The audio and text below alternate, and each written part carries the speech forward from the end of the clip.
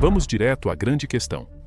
O que havia antes de Gênesis, antes da Bíblia explicar a criação?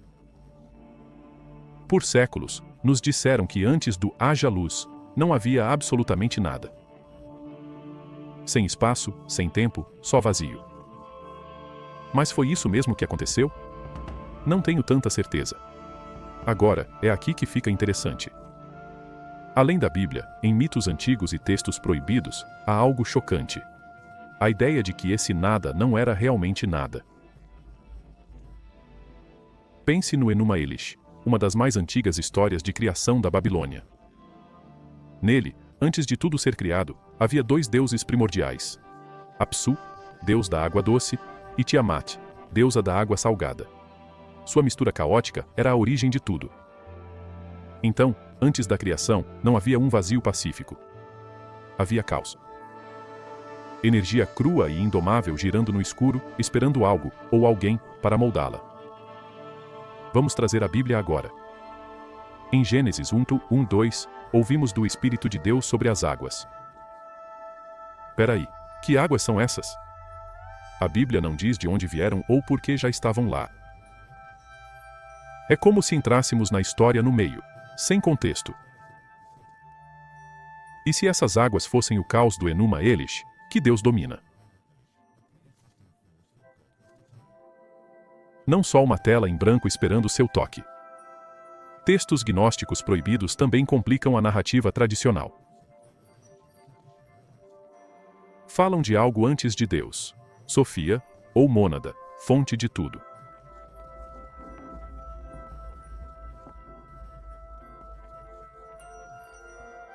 Nesses textos, Yahweh nem é o primeiro criador.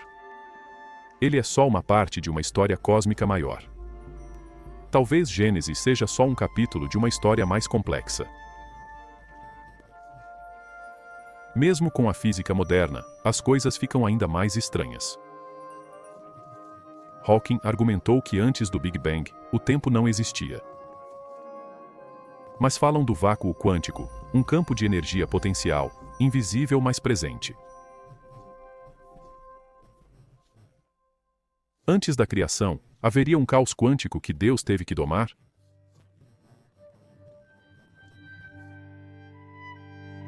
Agora, vamos além da criação para um tema igualmente intrigante. O que existia antes de Adão? Fomos ensinados que Adão foi o primeiro homem, origem da humanidade. A história parece bem simples, não é? Deus cria a terra, dá vida a Adão e pronto, começa a humanidade. Mas calma. Há grandes lacunas nessa história que ninguém menciona. Lacunas que sugerem que Adão talvez não tenha sido o primeiro humano. Talvez, só talvez, existisse outro mundo, outros seres, e uma história bem diferente antes de Adão entrar em cena. Vamos ver uma das primeiras rachaduras na narrativa tradicional. Lilith. Alguns de vocês já ouviram falar dela, mas para muitos, ela foi apagada da versão comum da Bíblia. Segundo o misticismo judaico, especialmente no alfabeto de Ben Sira, Lilith foi a primeira esposa de Adão. Isso mesmo, antes de Eva aparecer, já existia Lilith, e ela não gostou nada de ser considerada submissa a Adão. Na verdade, ela deixou o jardim do Éden porque se recusou a ser dominada. Os textos dizem que ela fugiu para o deserto, um lugar vago e sinistro onde se juntou a demônios e virou uma figura das trevas.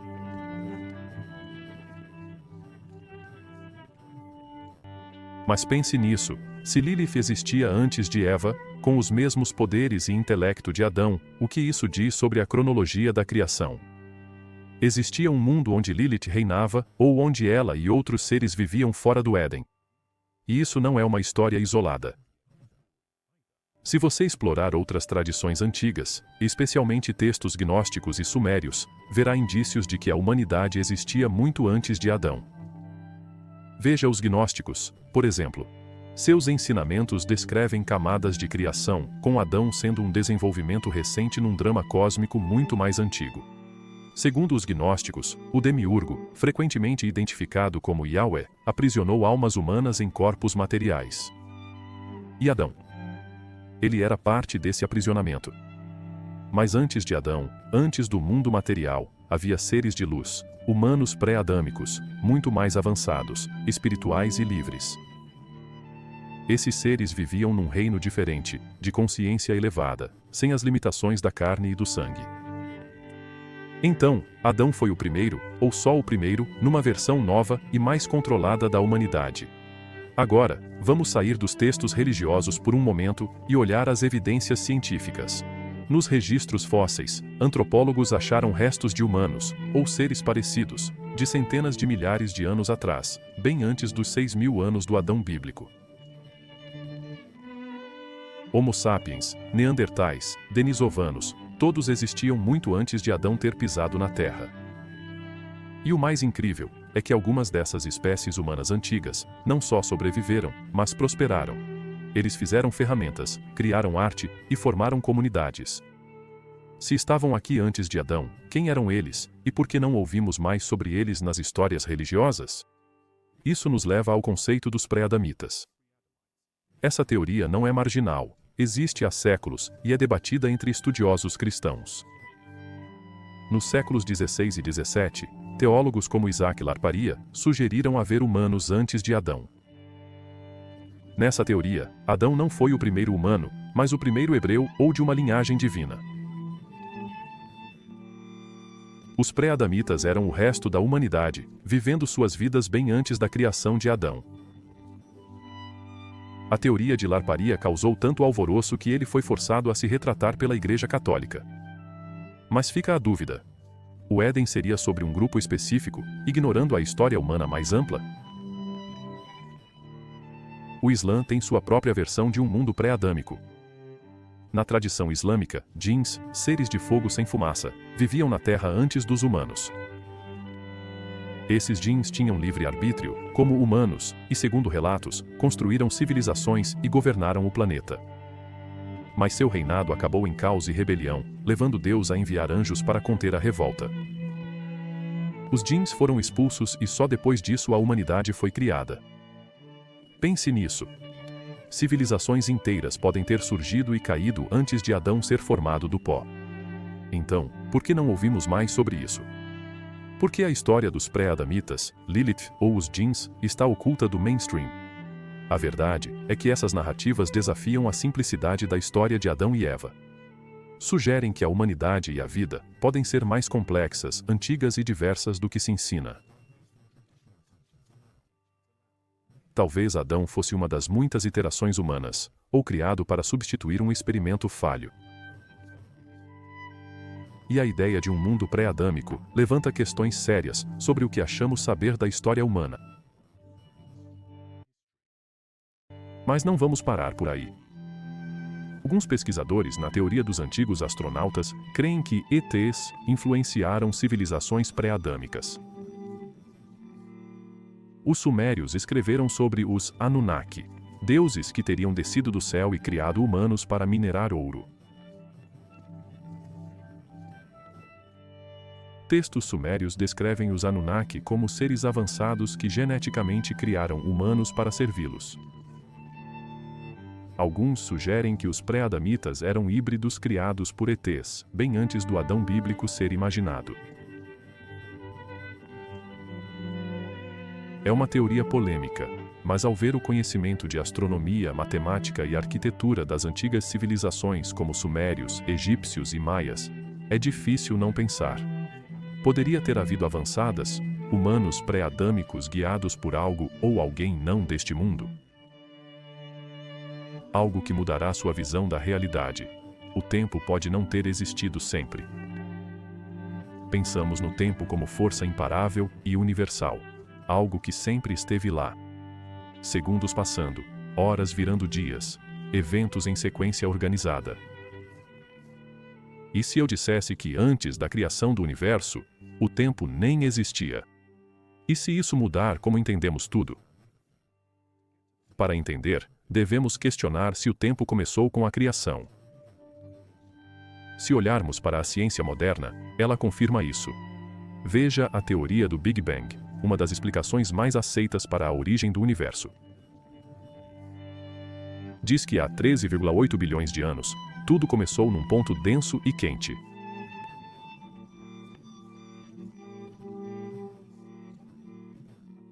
Mas é aqui que fica complicado. Antes do Big Bang, não havia espaço, matéria e, crucialmente, tempo. Hawking e outros físicos argumentam que o tempo é um produto do universo, como uma dimensão tecida no espaço. Então, antes do universo, o tempo como conhecemos não existia. Mas o que isso realmente significa? Se olharmos textos religiosos, especialmente a Bíblia, não há menção da criação do tempo. Ele simplesmente está lá, implícito, como se fosse uma parte intrínseca do processo. Mas pare um momento. Por que Gênesis não menciona Deus criando o tempo? Por que isso é omitido? Sugere que os autores não entendiam o conceito da origem do tempo, ou não o achavam relevante. Mas a ciência moderna revelou que este pode ser um dos detalhes mais cruciais. Se o tempo teve um início, o que existia antes dele? A resposta parece ser algo incompreensível com nosso entendimento atual. Na cosmologia hindu antiga, há o conceito de kalpa, que vê o tempo como cíclico, não linear. No hinduísmo, o universo passa por ciclos infinitos de criação, preservação e destruição. Cada ciclo dura trilhões de anos. O tempo não começa nem termina, apenas continua em loop. Nessa visão, o tempo não nasce com o universo. É uma força contínua que rege tudo. Diferente do Big Bang, onde o tempo teve início, Kalpa sugere que sempre existiu e existirá. E isso não é só uma ideia filosófica. A física moderna, especialmente teorias sobre o multiverso, começaram a considerar algo parecido: a ideia de que nosso universo é um entre muitos, nascendo e morrendo em loop infinito.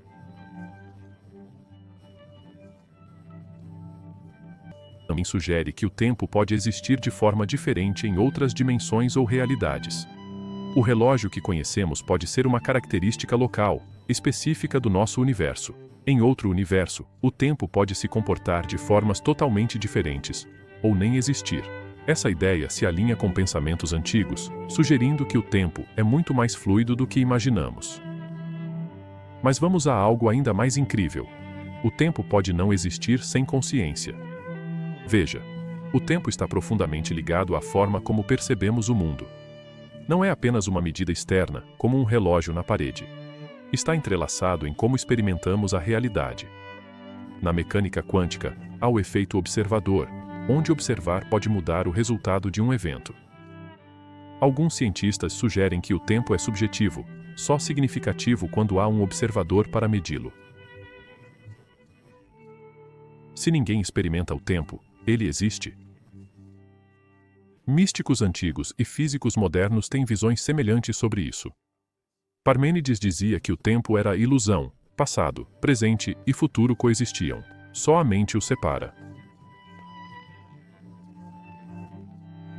Hoje, físicos como Rovelli dizem que no mundo quântico, eventos não seguem uma sequência linear. O tempo se torna nebuloso, emaranhado e não linear. O que isso significa para entendermos o tempo antes da criação? Sugere que o tempo pode ser uma construção, inexistente, até haver algo para experimentá-lo. Antes da criação, não havia nada, nem ninguém para percebê-lo. Será que o tempo só começou quando surgiu a consciência? O tempo foi, de alguma forma, criado pelo próprio ato da criação? Se assim for, o tempo não é só uma força invisível passando, é algo mais dinâmico, mais ligado à nossa existência. E outra possibilidade: se o tempo não existia antes da criação, então causa e efeito também não. Isso é crucial porque tudo o que entendemos sobre o universo é baseado em causa e efeito. Uma coisa acontece e leva a outra. Mas sem tempo, não há causa nem efeito. Isso significa que o momento da criação, seja lá o que foi, não foi causado por algo anterior. Simplesmente aconteceu. Por razões que não podemos compreender. Isso abre uma nova linha de pensamento sobre a natureza da existência. O Big Bang, ou a criação em termos religiosos, pode não ter precisado de uma causa como pensamos. Pode ter sido espontâneo, uma singularidade em todos os sentidos da palavra. O primeiro e único momento. Conhecimento é poder. Isso todos nós entendemos.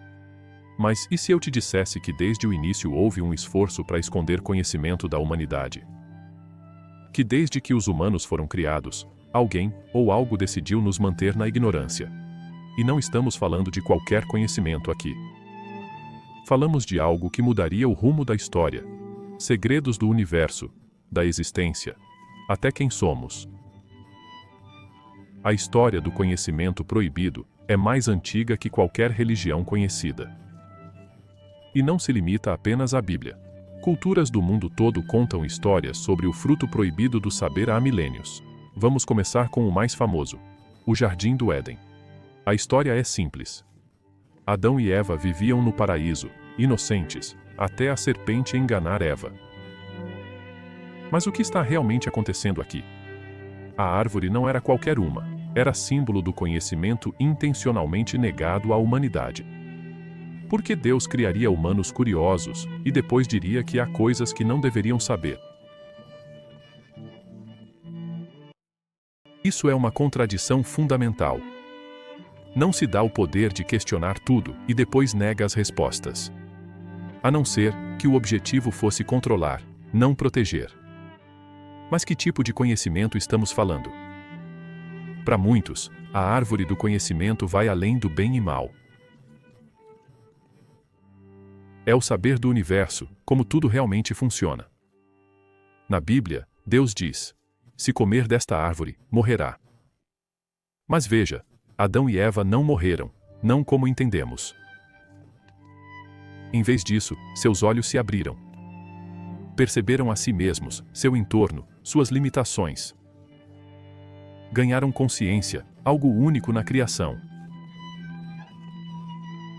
Então, por que essa consciência seria perigosa? Alguns estudiosos dizem que Adão e Eva não é sobre desobediência, mas sobre a humanidade se tornando divina. É o que a serpente prometeu. Serão como Deus, conhecendo o bem e o mal. Nessa visão, a serpente não é vilã, mas libertadora. Ela oferece à humanidade o conhecimento que lhes foi negado. Esse tema do conhecimento proibido não é só bíblico. Aparece em quase todas as culturas antigas. Veja os gregos, por exemplo. A história de Prometeu é muito parecida. Prometeu desafiou os deuses trazendo fogo, símbolo do conhecimento, aos humanos. Foi punido, acorrentado onde uma águia comia seu fígado diariamente. A mensagem é a mesma. Quem traz conhecimento enfrenta a ira divina. Nos textos sumérios antigos, há a história dos Anunnaki, deuses que teriam descido dos céus e criado a humanidade. Mas os Anunnaki não criaram humanos por bondade, queriam uma força de trabalho. Segundo os textos, eles mantiveram a humanidade propositalmente ignorante, usando-nos como trabalhadores.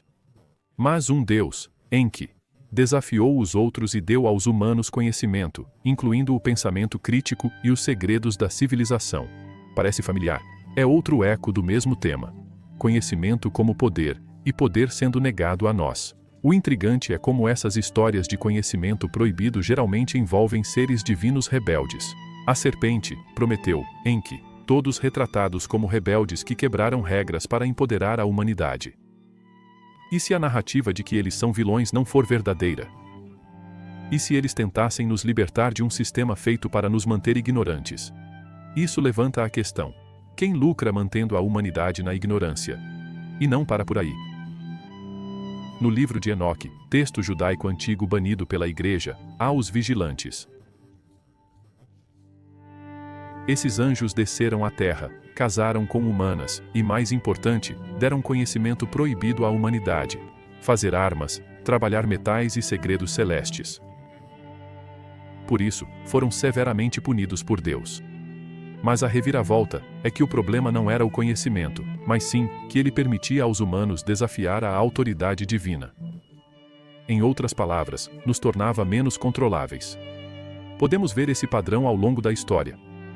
O conhecimento sempre foi visto como perigoso pelos poderosos.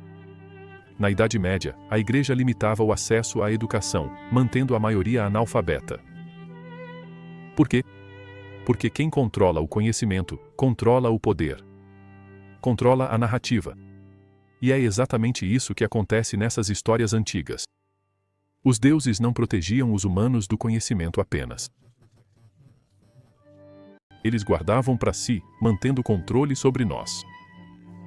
As implicações disso são impressionantes. Se nos esconderam conhecimento, o que mais não sabemos? Que segredos foram ocultados na história humana? E o que significa que antigas histórias apontam para controle do que aprendemos? Não é só mitologia, é um modelo para entender o mundo atual. Sempre nos disseram que certo conhecimento é perigoso demais, proibido. Mas quem decide o que é proibido? E por quê? Fomos condicionados a ver a criação como algo belo e ordenado. Mas ao nos aprofundarmos, vemos que não começa num vazio perfeito.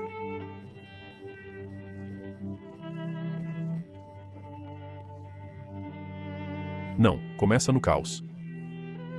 E esse caos é parte crucial da história, algo frequentemente ignorado ou minimizado. Por quê?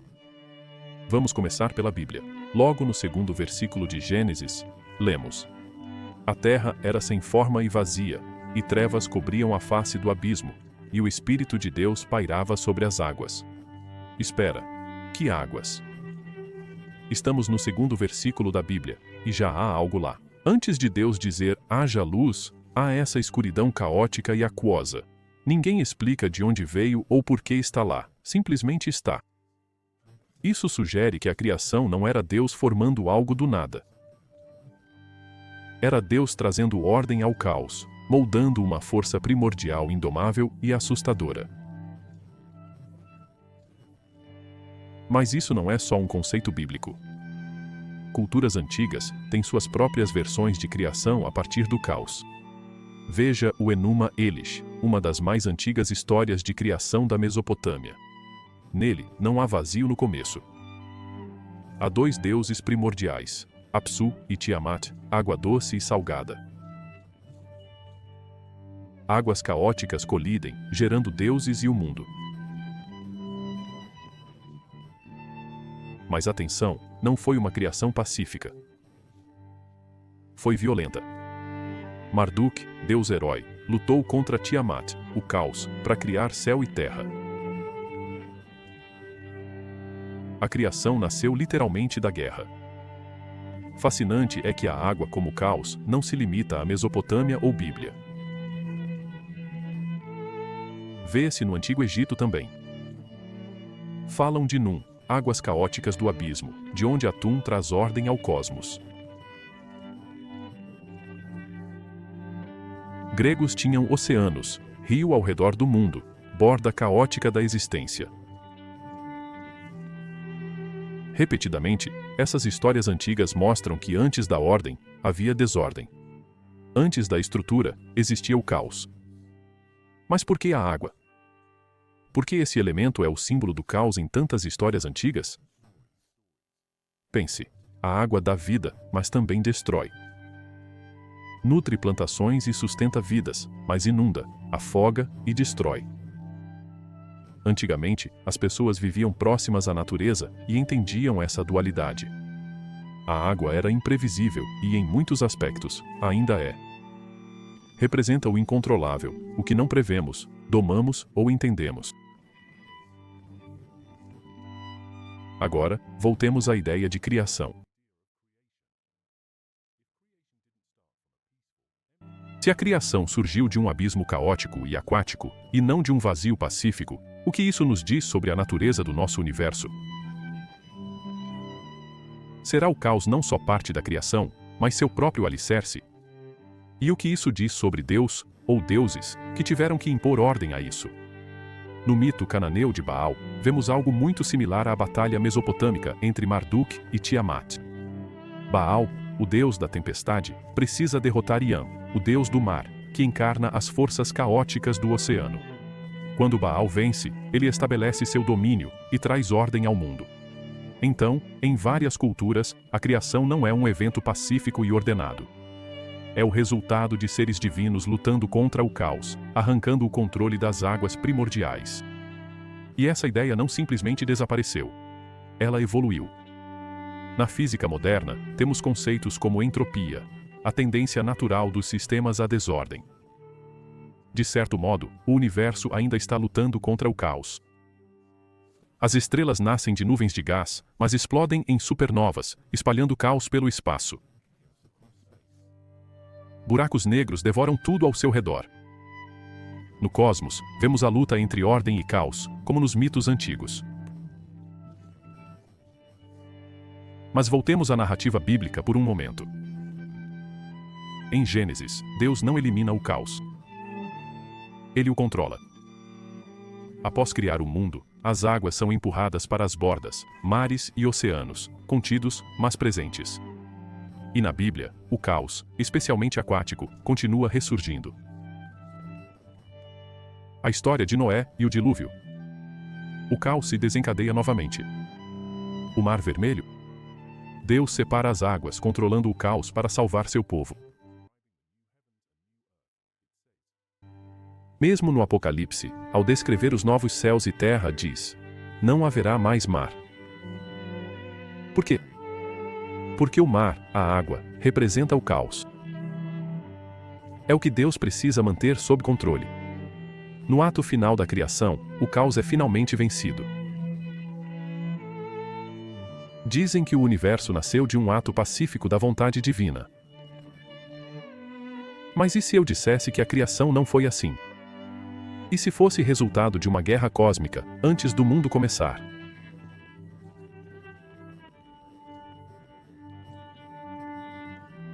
Pois era exatamente nisso que as culturas antigas acreditavam.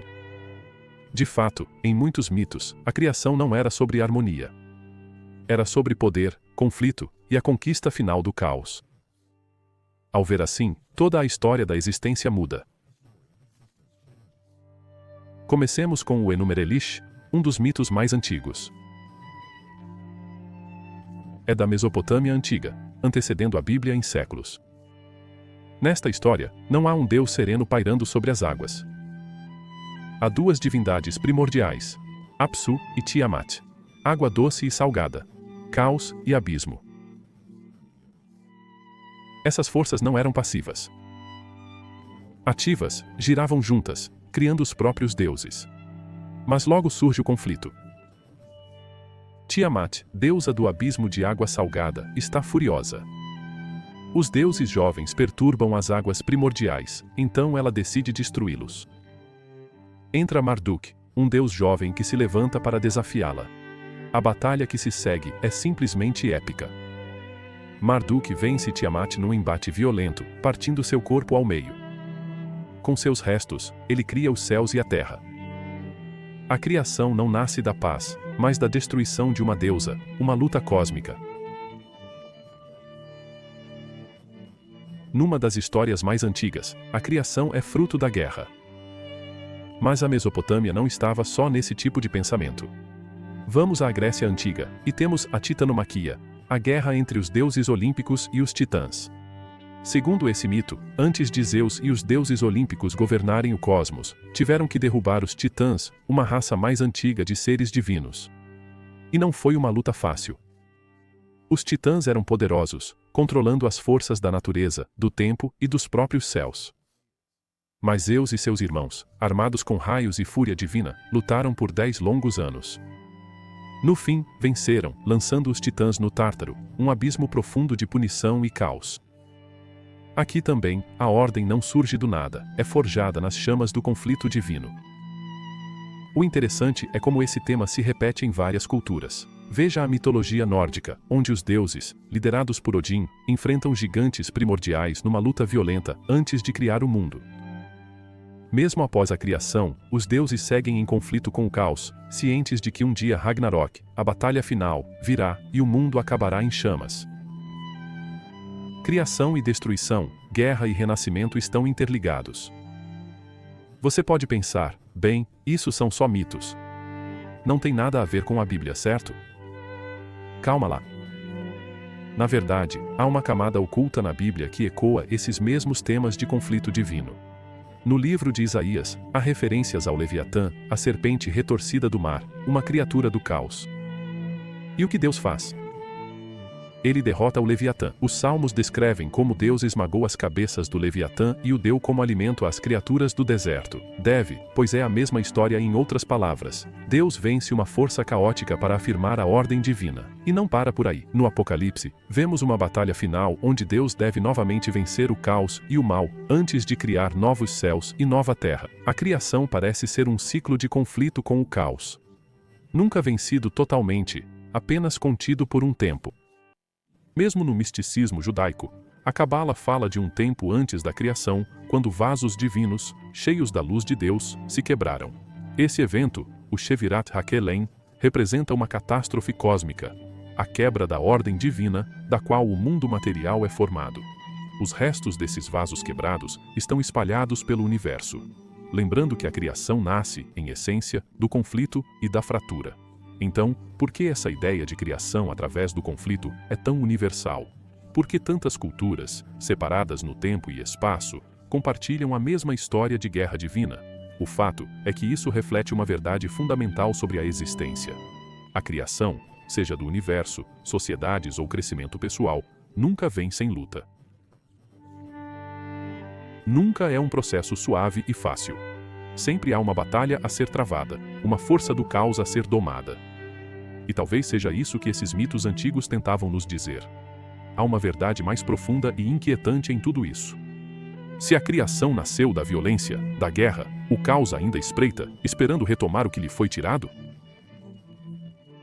Muitos desses mitos sugerem exatamente isso. Dizem que, embora a ordem tenha vencido a batalha, a guerra não acabou. Os deuses não destruíram o caos, apenas o contiveram. Ele ainda está lá, nas bordas da realidade, esperando sua chance de ressurgir. E não é isso que vemos no mundo hoje? Mesmo após milênios de civilização, ainda vivemos à beira do caos. Desastres, guerras, convulsões sociais, lembretes de que o caos está sempre perto. Não sumiu. Só está esperando. Uma pergunta que desafia o que você sabe sobre a criação. Yahweh foi mesmo o Criador Supremo? Para a maioria, isso é um claro não. A Bíblia diz que Yahweh é o Criador todo-poderoso e onisciente do universo.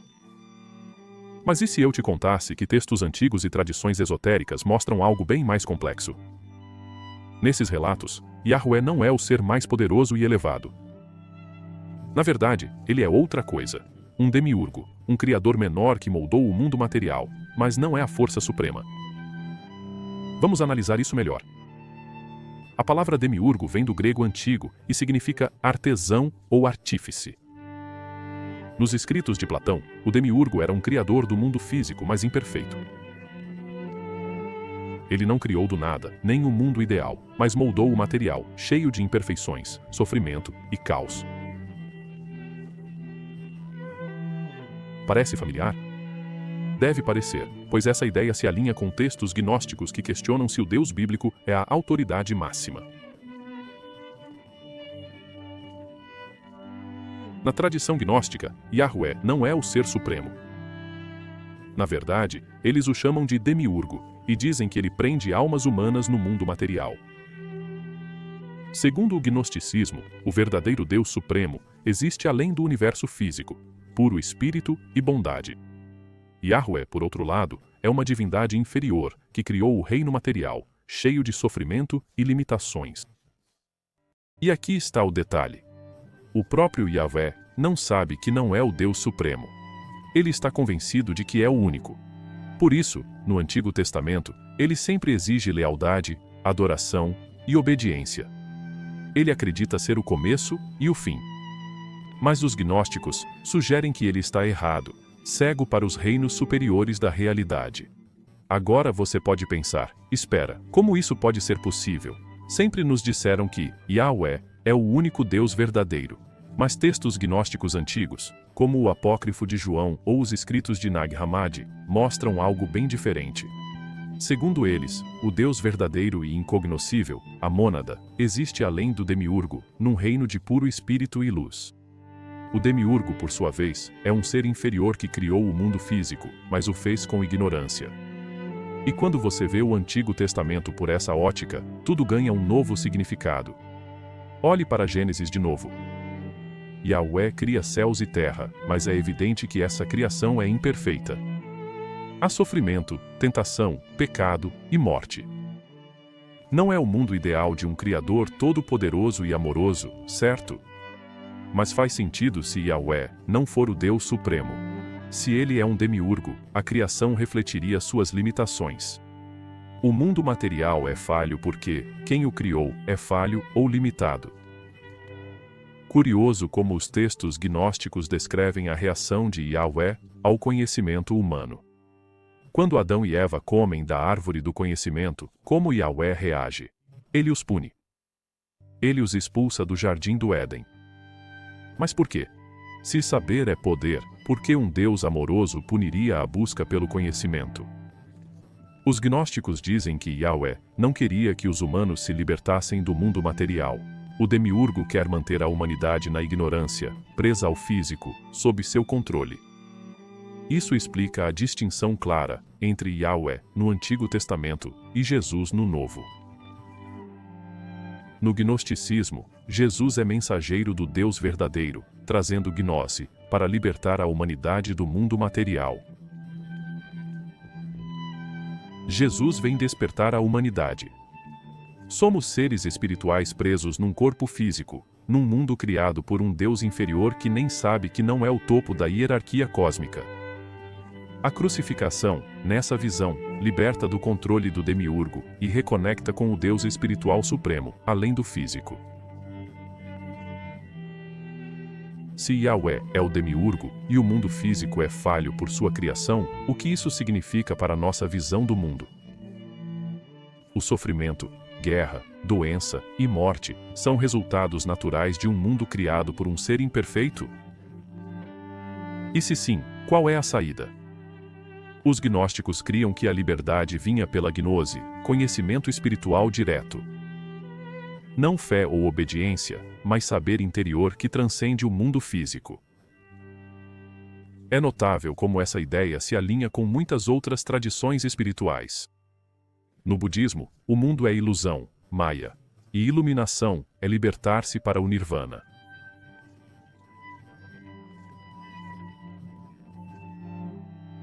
No hinduísmo, a alma, Atman, busca moksha para unir-se ao Brahman, além do material.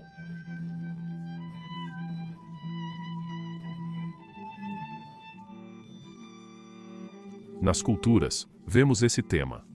O mundo material não é a verdade suprema. É uma prisão, uma armadilha, uma criação falha. A saída é pelo conhecimento, entendendo que há algo maior, além. Seja Mônada, Brahman ou Nirvana, a mensagem é a mesma. O mundo material e seu sofrimento vêm de uma força menor e imperfeita. A verdadeira liberdade está em transcendê-la. Então, onde isso nos deixa? Se Yahweh, o Deus que cremos ser supremo, for um demiurgo, criador inferior de um mundo falho, devemos repensar tudo. O universo não é tão simples quanto nos fizeram crer. Há mais na história, camadas de verdade e engano, que remontam ao início da existência. Esta é a história oculta da criação, que desafia nossas crenças e nos convida a ver além do mundo material. O demiurgo, Yahweh, a criação imperfeita, são peças de um quebra-cabeça cósmico maior. E a chave para resolvê-lo? É o conhecimento, o mesmo que foi proibido à humanidade desde o início dos tempos. Obrigado por assistir. Se chegou até aqui, agradecemos por fazer parte desta jornada. Não esqueça de curtir, comentar e se inscrever para mais conteúdo. E como sempre, que Deus nos abençoe.